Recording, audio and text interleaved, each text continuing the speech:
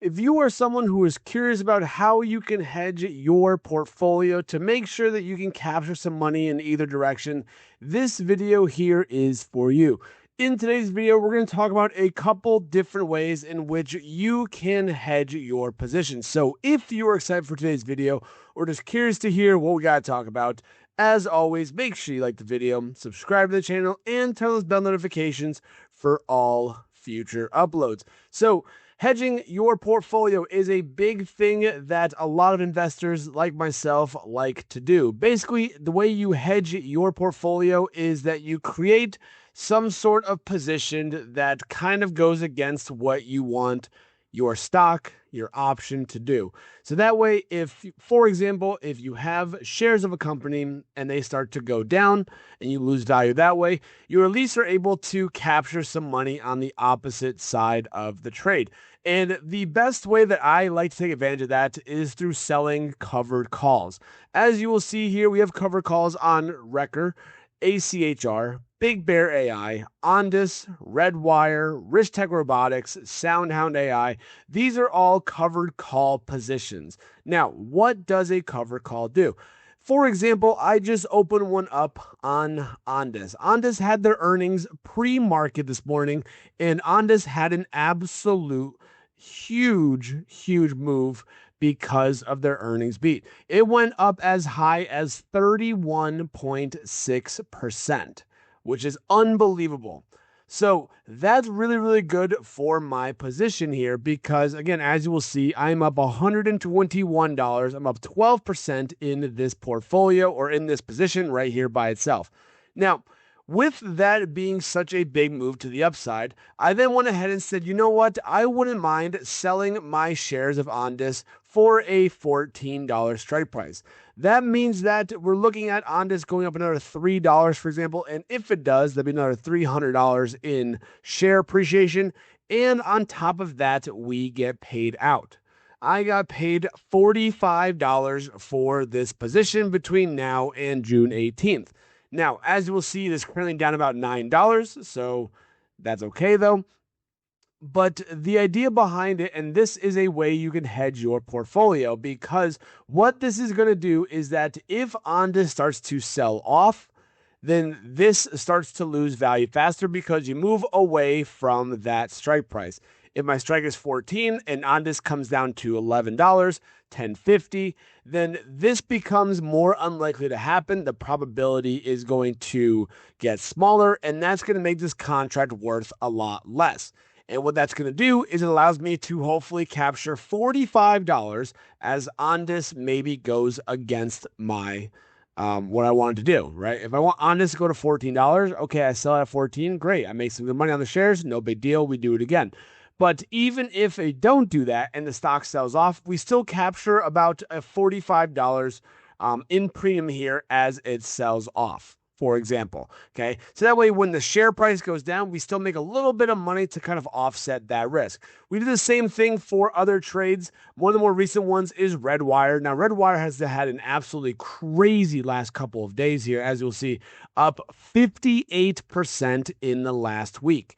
And as you will see, my average cost basis is $10. I'm up $412 right now at the time of recording. It's about 41%. But as you will see is that I sold a cover call of Redwire at $16 and was able to collect some premium on top of that. So if Redwire continues to go to $16, I'll still make more money on the shares. But if Redwire has a big pullback, because I'm sure it's going to pull back at some point, it's done it before, as Redwire has some sort of pullback, we are then going to be able to capture, $30. Right now it's down a lot because of this big move up here. But again, oh no, I sold my shares at $16. My average is $10. I would have made 60% of my shares. What a problem to have, right? Making 60% realized gains on your shares, not the end of the world. But that's the way in which I'm hedging my portfolio, is by selling covered calls. So that way, if the stock starts to pull back, it has a correction, it dies off maybe, the momentum slows down, we're able to make some money, so that way it offsets a little bit. These are hedges in my portfolio. It's part of the wheel strategy where you sell cash secured puts and then do cover calls, but it's also a way in which to hedge your portfolio. So that way, even if the shares go down, the call options that you're selling go up a little or get a little bit of value for your end so you make a little bit of money back. Obviously, not all of it back, but a little bit helps as you wait for longer term gains. The other way in which I have hedged my portfolio, again, this is across multiple accounts here, is I have opened up a SMH 600-605 call credit spread. Now, what does that mean? Well, in order to understand this hedge here, I have about 20 shares of this ETF, which is the semiconductor ETF. SMH is the VanEck Semiconductor ETF. It has been doing very, very, very, very well. Year to date, it is up 56%, which is crazy. Over the last week, up 5%. Last month, 28%. Last 3 months, you look at it, it's been on a big, big rally. And what you will see is I open up a call credit spread. Now, what is this telling me? This is telling me that I'm basically selling a call option for saying that SMH will not go to $600 by June 18th. But I do not have 100 shares of SMH. So what do? Well, I buy a call option to count as a little bit of that collateral instead. And I got paid out the difference in the spread here. So this contract here is actually gave me a premium of $200. And the max risk that I have here is the difference in the strike prices, which is $500 here, minus the $200 in premium means that my max loss is $300. Now, my max loss is going to be $300 if SMH goes to 605. If you take a look. If it goes to 605, that's when I hit this max loss of $300, which you're like, oh my God, that's a lot of money to be lost here, Fridge. Why would you do such a crazy thing like that and lose $300 here as a max loss? But here's how the hedge works. So if SMH goes to 605, right over there, I lose $300 on this trade here. Okay. It's like, oh my God, I lost $300. Okay. But why is this a hedge? In my retirement account, as you will see here, I have shares of SMH. I have in this position, in this portfolio here, I have 19.76 shares. Okay. So I have 19.76 shares here. Let me pull up the calculator here so you guys can take a look at the math that we're going to about a breakdown here for you. Okay. So I have 19.76 shares here. So 19.76 shares. And it closed at about 5. I think it closed, at market close about 5. It's about almost 580. We'll say 577, for example, here. Okay. So if this ETF goes to 605, okay, that would be about a $28 move to the upside. So these 19.76 shares are going to gain about $28 on each share, which means that I'm going to be making share appreciation of $550. So in my retirement account, the $550 appreciation is going to offset the $300 max loss if my call credit spread goes, expires, at max loss of 605. So I'm still going to be up minus the max loss of $300. I would still make $253 if SMH goes to 605.